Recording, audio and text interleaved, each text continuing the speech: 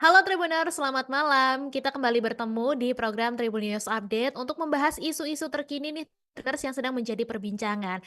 Selama beberapa menit ke depan, Mei akan menemani Tribuners dimanapun Anda berada. Oke, langsung saja kita ke informasi yang pertama Tribuners soal oknum anggota TNI yaitu Sertu Hendri yang memiliki rekam jejak sebagai pelaku tindak kejahatan nih Tribuners. Jadi diketahui Sertu Hendri ini memang saat ini masih menjadi buronan begitu ya. Karena tidak hanya melakukan kekerasan terhadap istri sirinya yaitu Kiki, tapi Sertundri ini juga melakukan penembakan terhadap Serma Rendi, seorang polisi militer saat pengepungan dan juga dia sampai saat ini masih berhasil kabur begitu ya Tribuners. Kemudian juga Sertu Hendri ini tercatat melakukan tindak kriminal lain sebelumnya Tribuners. Jadi Hendri ini melarikan diri dari kesatuan sejak 2024 dan sudah masuk dalam daftar pencarian orang. Dia juga pernah tercatat dalam kasus perampokan Tribuners di Palembang, Sumatera Selatan pada tahun 2023 lalu. Nah, pada saat itu Mahkamah Militer ini menjatuhkan hukuman 1 tahun penjara kepada Hendri dan dia juga diberhentikan atau dipecat dari TNI dengan tidak hormat. Nah, ketika berdinas di Kodim 0414 Belitung beberapa tahun lalu, Hendri ini juga sempat terlibat penipuan Tribuners. Kemudian istri siri dari Hendri yaitu Kiki ini juga pernah melaporkan suaminya dengan tuduhan pengancaman dan tindak kekerasan. Jadi oleh karena itu si Kiki ini sudah nggak mau lagi untuk hidup bersama dengan Hendri. Nah, kakak kandung dari Kiki yaitu kakak ipar dari Hendri ini bernama Evi ternyata sempat didatangi oleh Hendri saat dia menjadi buronan. Jadi pada saat Hendri bertemu dengan Evi, dia menyampaikan kalimat bahwa dia mengaku kalau sudah siap mati dalam pelariannya. Jadi dia bahkan berpesan juga kalau misal nanti dia tertangkap ataupun meninggal, dia meminta tolong untuk Evi ini bisa mengurus jenazahnya. Evi ini juga mengungkap kalau kondisi rumah tangga antara Hendri dan Kiki ini juga memang sudah retak dan Kiki sendiri sudah kabur dari rumah karena takut dengan ancaman yang didapat dari Hendri. Kemudian, rumah tangga keduanya ini juga sudah dikabarkan kandas dan keduanya juga katanya sudah tidak saling berkomunikasi Tribuners. Awalnya kerekan rumah tangga itu terjadi karena Sertu Hendri ini pindah ke Korem 042 Gapu Jambi. Evi sendiri juga menganggap Kiki dan Hendri juga sudah bukan suami istri karena memang sudah 1 tahun belakangan mereka tidak hidup bersama. Kemudian, dengan, belum ditemukannya Sertu Hendri ini sampai saat ini, jadi masih menjadi teka-teki bagaimana dia bisa lolos dari kepungan petugas gabungan pada saat itu. Ternyata, Sertu Hendri ini dilaporkan bahwa, pada saat itu berada di rumah mertuanya pada Selasa 14 Januari, yaitu di Kecamatan Tanjung Pandan, Kabupaten Belitung.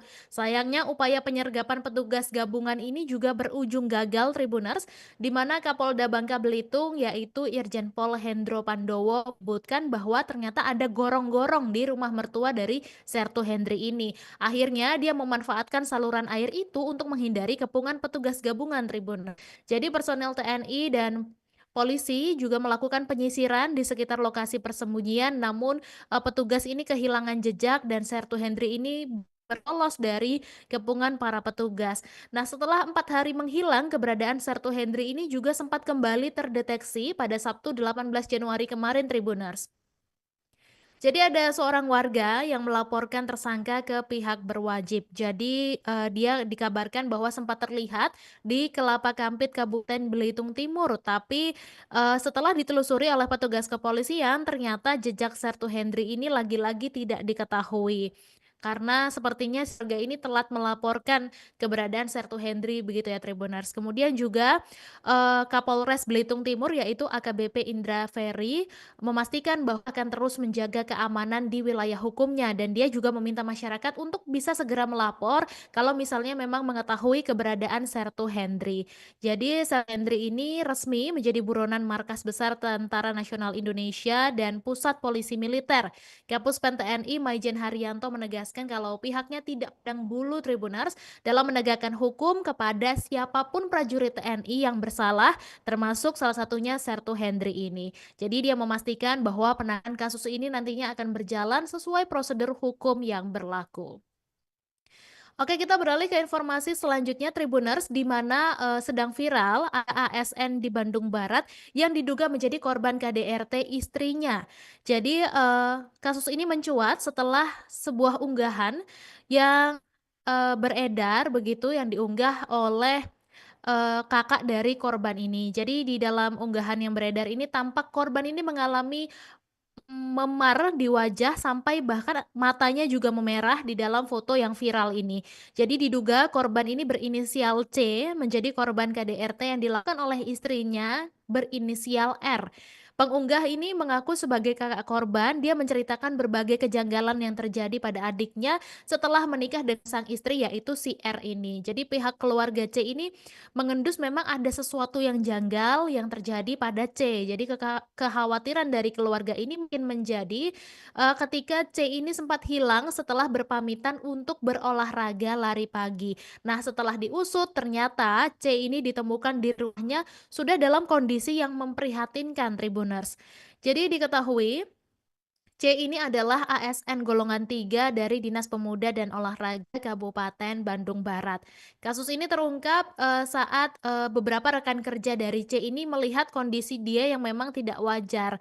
Jadi, C ini katanya C ini dibutuhkan untuk membantu pekerjaan, tapi pada saat itu dia tidak masuk kerja pada 8 Januari 2025. Lalu istri C ini mengabarkan kalau suaminya ini, nggak bisa masuk kantor dulu karena memang sedang sakit demam, begitu. Kemudian kecurigaan ini muncul ketika setelah diusut,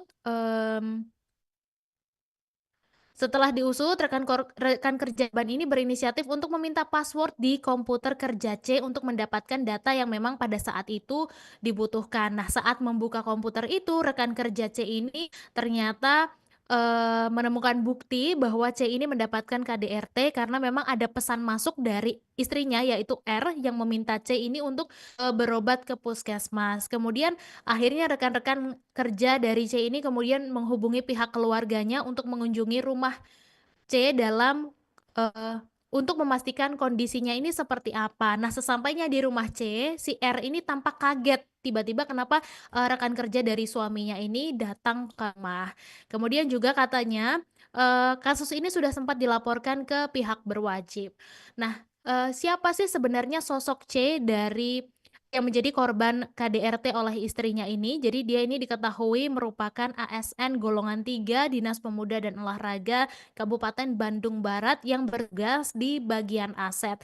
Ternyata si C ini juga, bagian dari Smiling West Java Ambassador, Duta Promosi Pariwisata, Kebudayaan dan Ekonomi Kreatif, serta Dinas Pariwisata dan Kebudayaan Jawa Barat Tribuners. Jadi nggak hanya itu, si C ini juga ternyata TikToker dengan akun @asnmilenial, di mana di akun media sosial tersebut dia sudah mempunyai sekitar 99.000 followers Tribuners. Jadi di akunnya itu dia sering membagikan tips bagi pengikutnya tentang, CPNS dan pegawai pemerintah dengan perjanjian kerja atau P3K.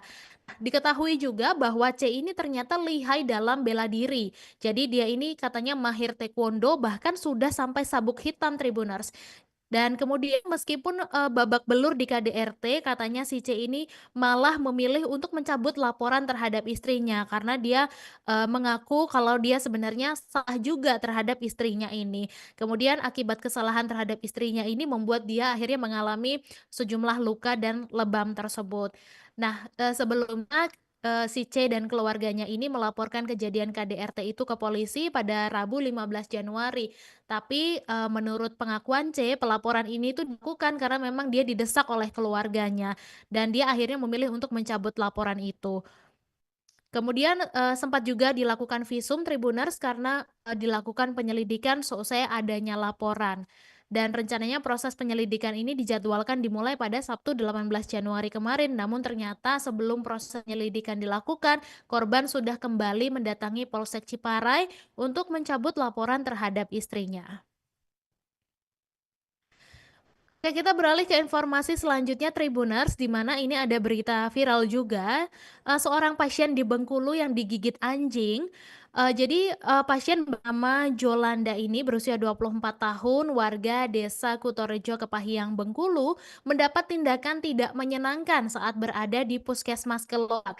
Jadi ini dia datang untuk mendapatkan perawatan medis karena, dia ini habis digigit oleh anjing liar. Namun ternyata saat berada di puskesmas Kelobak, ada petugas berinisial AG yang justru menyuruh Jolanda ini untuk menggigit balik si anjing yang gigit dia itu.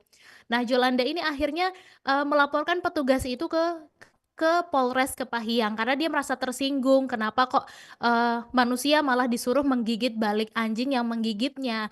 Kemudian Kanitpidum Satreskrim Polres Kepahyang yaitu Aibtu Barus juga mengonfirmasi kalau benar ada laporan tersebut dan dia juga mengatakan bahwa pelapor ini memang merasa terhina atas tindakan, si terlapor. Kemudian Kepala Dinas Kesehatan Kepahyang yaitu Tajri Fauzan juga membenarkan kalau petugas medis di Puskesmas Kelom ini memang menyuruh pasiennya untuk menggigit balik anjing itu saat, dia ini, berobat begitu ya. Kemudian disebutkan pula bahwa pihak Dinas Kepahyang ini sudah turun tangan dan meminta penjelasan dari, petugas berinisial AG tersebut. Jadi AG juga katanya sudah mengakui perbuatannya dan dia mengaku kalau sebenarnya ucapan itu hanya candaan kok, begitu.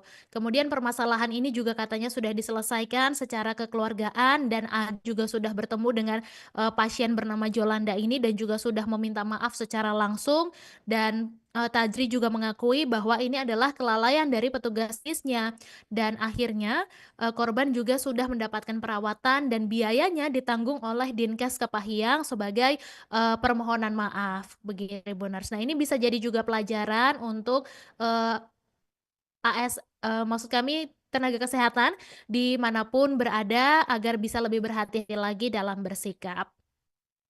Kemudian masih, viral lagi nih Tribuners soal sosok, polisi yang katanya harta kekayaannya ini jadi sorotan. Jadi ini adalah sosok AKBP Jazuli Dani Iriawan, yaitu Kapolres Pasuruan, di mana dia ini sedang menjadi bahan perbincangan di akun X @tukangbedah_viral pada Minggu 19 Januari kemarin. Kenapa? Karena akun tersebut ternyata menyoroti harta kekayaan Kapolres Pasuruan tersebut yang mencapai 29 miliar rupiah, tapi akhirnya turun jadi 3,5 miliar rupiah. Nah, hingga Senin 20 Januari ini, cuitan tersebut sudah ditonton sebanyak 1,8 juta kali. Jadi, siapa sih sebenarnya sosok AKBP Jazuli Dani ini? Jadi, AKBP Jazuli Dani ini ternyata sudah lama bertugas di wilayah hukum Polda Jawa Timur, Tribuners. Jadi, dia pernah menjabat sebagai Kasubdit Gakum Ditpol Airut Polda Jatim. Kemudian AKBP Jazuli Dani ini juga duduk di kursi Kasubdit 1 Ditreskrimum Polda Jatim pada 2021. Perjalanan karirnya lanjut dengan menjadi Kapolres Pamekasan dan menjadi polisi nomor 1 di wilayah hukum Pamekasan selama kurang lebih 1 tahun. Kemudian baru AKBP Jazuli Dani ini kembali dimutasi menjadi Kapolres Pasuruan untuk menggantikan AKBP Teddy Chandra. Nah, Kasih Humas Polres Pamekasan ini Maksud kami, Kasih Humas Polres Pamekasan yaitu AKP Sri Sugiarto ini menjelaskan bahwa rotasi jabatan ini memang merupakan hal yang lumrah begitu Tribuners. Kemudian Jazuli Dani ini sekarang berpangkat Ajun Komisaris Besar Polisi atau AKBP. Jadi dia memiliki jumlah kekayaan naik turun berdasarkan laporan di LHKPN. Pertama kali dilaporkan pada 31 Desember 2021, hartanya ini mencapai Rp2.642.500.000. Kemudian setahun berselang, harta kekayaannya ini melonjak drastis Tribunus menjadi Rp29.250.000.000. Kemudian pada tahun 2023, nilai aset dari AKBP Jazulidani ini kembali turun sebanyak 88,03% atau 25.650.000.000 jadi hanya tersisa 3,5 miliar.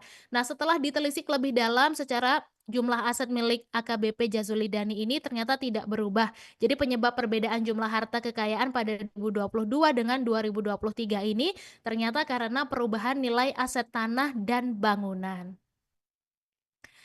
Oke Tribuners, kita beralih ke informasi selanjutnya di mana pemerintahan, Presiden Prabowo Subianto ini ternyata sudah memasuki 100 hari dan sudah mendapat, tanggapan positif begitu, dengan kepuasan masyarakat. Jadi Presiden Prabowo ini mengaku bersyukur atas tingginya tingkat kepuasan masyarakat terhadap pemerintahannya. Jadi berdasarkan survei terbaru, tingkat kepuasan mengenai 100 hari kerja pemerintahan Prabowo Gibran ini bahkan sudah mencapai 80,9% Tribuners. Tapi meskipun demikian, Presiden menegaskan kalau pemerintah ini bekerja bukan untuk mencari penilaian ya. Jadi memang, ingin, berusaha maksimal begitu, kemudian juga menurut, Presiden Prabowo, pemerintahannya ini bekerja sungguh-sungguh untuk memberikan yang terbaik bagi rakyat dan pemerintah juga kata Presiden Prabowo akan bekerja secepat mungkin sehingga akan melakukan pembangunan transformasi dengan sungguh-sungguh dan juga akan bekerja dengan sangat cepat. Dan Presiden Prabowo juga turut mengucapkan terima kasih kepada kabinetnya yang sudah membantu menjalankan roda pemerintahan karena menurut Presiden Prabowo, tanpa kerjasama yang solid, program-program pembangunan ini tidak dapat dijalankan dengan baik. Juga Presiden menyadari bahwa memang masih ada yang kurang puas nih Tribuners dengan kerja pemerintah atau ada juga yang salah pengertian terhadap apa yang direncanakan oleh pemerintah. Tapi menurut Prabowo, pemerintah ini terbuka terhadap setiap masukan dan akan memperbaiki apabila memang ada kekurangan. Begitu. Kemudian Presiden Prabowo juga Tribuners meminta maaf soal pelaksanaan program makan bergizi gratis. Seperti diketahui, program makan bergizi gratis ini memang sudah dijalankan sejak 6 Januari 2025 lalu. Tapi memang jangkauannya belum mencapai semuanya. Jadi Presiden Prabowo ini meminta maaf kalau program ini belum diterapkan kepada seluruh anak di Indonesia. Jadi permintaan maaf ini disampaikan oleh Presiden Prabowo setelah meresmikan proyek strategis ketergalistrikan di Jati Gede, Sumedang, Jawa Barat pada Senin 20 Januari hari ini. Presiden Prabowo meminta maaf kepada semua orang tua, kemudian juga ada anak-anak yang memang belum menerima makan bergizi gratis. Namun demikian, Presiden ini yakin bahwa pada akhir 2025 mendatang program ini sudah dapat dirasakan oleh seluruh anak Indonesia. Jadi Presiden mengatakan kalau program makan bergizi gratis ini memang tidak mudah untuk diterapkan ke seluruh anak, baik secara administrasi maupun secara fisik penyelenggaraan program makan bergizi gratis ini tidak mungkin untuk dilaksanakan secara langsung serempak di seluruh wilayah di Indonesia. Namun pastinya anggaran untuk program MBG ini sudah dipastikan memang ada dan pemerintah juga terus berupaya secepat mungkin agar pelaksanaan program MBG ini dapat segera diterapkan untuk seluruh anak Indonesia. Nah, diketahui anggaran untuk makan bergizi gratis ini selama 2025, yakni 71 triliun Tribuners dengan jumlah penerima diperkirakan mencapai 17,5 juta anak. Nah, jumlah penerima makan bergizi gratis hingga 2029 nantinya ditargetkan sebanyak 82,9 juta anak. Kita doakan saja semoga program MBG ini, bisa cepat-cepat merata untuk, seluruh wilayah di Indonesia. Oke, kita beralih ke informasi selanjutnya Tribuners, di mana KPK melakukan penggeledahan di Dinas PUPR Riau dan membuat sejumlah pegawai ini kaget. Jadi KPK tiba-tiba melakukan penggeledahan pada Senin 20 Januari ini dan para pegawai, Dinas PUPR Riau ini mengaku kaget tidak menyangka bahwa kantornya yang beralamat di Jalan SM Amin Pekanbaru itu didatangi oleh petugas KPK. Jadi selain di lantai 3, penggeledahan juga, dilakukan di mana petugas kepolisian ini juga berjaga di lantai dasar begitu ya Tribuners. Jadi, menurut informasi yang dihimpun, selain di lantai dasar petugas juga melakukan penggeledahan sejumlah ruangan di lantai 6 dan lantai 9. Nah, dari pantauan Tribun Pekanbaru, saat ini memang terlihat sepi Tribuners, tidak ada terlihat aktivitas pegawai yang lalu lalang. Nah, parkir kendaraan di halaman depan kantor dinas ini juga katanya tidak terlalu ramai, hanya ada 2 unit mobil yang terparkir tepat di depan teras, satunya berplat BM dan satu lagi berplat BK. Dua unit mobil ini sebelumnya digunakan oleh petugas KPK yang saat ini melakukan penggeledahan di kantor dinas PUPR Riau. Kemudian juga petugas KPK masih terus melakukan penggeledahan dan belum diketahui secara pasti terkait kasus apa sih sebenarnya penggeledahan ini dilakukan oleh KPK. Kemudian juga karena adanya penggeledahan ini yang membuat para pegawai ini memang terkejut, Kepala Dinas Pekerjaan Umum dan Penataan Ruang atau PUPR Riau yaitu M. Arif Setiawan otomatis dicari keberadaannya di mana. Tapi memang dia belum memberikan klarifikasi juga Tribuners terkait penggeledahan yang dilakukan oleh KPK di kantornya. Bahkan katanya nomor telepon Arif ini mendadak tidak aktif. Jadi Tribun Pekanbaru juga sudah mencoba menghubungi ke nomor, M. Arif ini dan juga sudah mencoba mengirimkan pesan WhatsApp, namun hingga saat ini kondisinya memang masih nonaktif. Bahkan, pesan yang dikirimkan melalui WhatsApp kepada M. Arif ini juga masih checklist satu Tribuners. Dan penggeledahan yang dilakukan ini membuat, sejumlah pegawai ini kaget dan mereka tidak menyangka kalau kantornya tiba-tiba didatangi oleh petugas dari KPK. Jadi kita tunggu saja Tribuners update-nya, terkait kasus apakah, penggeledahan ini dilakukan. Tidak terasa Tribuners sudah beberapa menit berlalu menemani Tribuners untuk membahas informasi terkini. Nanti malam kita masih akan bertemu untuk memberikan, update-update terbaru untuk Tribuners, tapi setelah ini Tribuners masih bisa menyaksikan, program unggulan lainnya dari Tribun News. Sampai jumpa. Download Tribun X sekarang, menghadirkan lokal menjadi Indonesia.